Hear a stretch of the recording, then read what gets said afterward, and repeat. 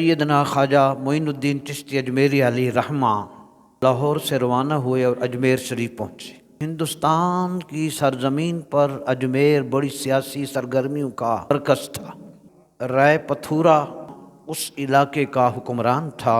اجمیر شریف کا جو حاکم تھا اس نے آپ کی سخت مخالفت کی، اس نے آپ کو مغلوب کرنے کی سخت کوشش کی، کبھی حملہ کرا کے، کبھی جادو کے ذریعے، مگر وہ شمع کیا بجھے جسے روشن خدا کرے۔ حضرت خواجہ معین الدین چشتی اجمیری علیہ رحمہ اجمیر کے اس حاکم رائے پتھورا کے بارے میں پیش گوئی کی۔ آپ نے فرمایا کہ ہم نے اس راجہ کو زندہ حالت میں مسلمان مجاہدین کے ہاتھوں میں دے دیا۔ 588 ہجری میں شہاب الدین غوری غزنی سے ہندوستان پر جب حملہ آور ہوا، اس نے راجہ کو زندہ گرفتار کر لیا۔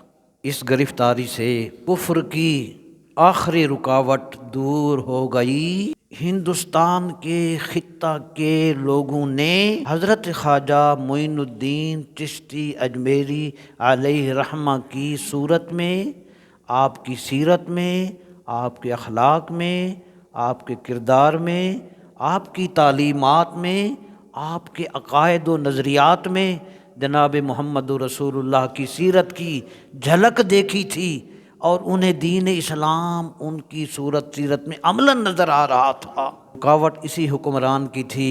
جب اس کی قیادت اور حکومت ختم ہوئی، یہ آخری رکاوٹ جو کفر کی تھی دور ہوئی۔ بس پھر جو پہلے اجمیر تھا، پھر معین الدین اجمیری علیہ رحمہ کی وجہ سے وہ اجمیر شریف بن گیا۔ آپ کی تبلیغی کوششیں پھر رنگ لائیں۔ ہندوستان کا خطہ جس پر کسی نبی اور پیغمبر نے قدم نہیں رکھے تھے، اور یہ خطہ توحید و رسالت کی روشنی سے تب تک محروم چلا آ رہا تھا۔ اولاد رسول کا ایک فرد معین الدین اجمیری علیہ رحمہ اور ان کے خلفاء کی کوششوں سے پھر 90 لاکھ انسانوں کو کلمہ نصیب ہوا۔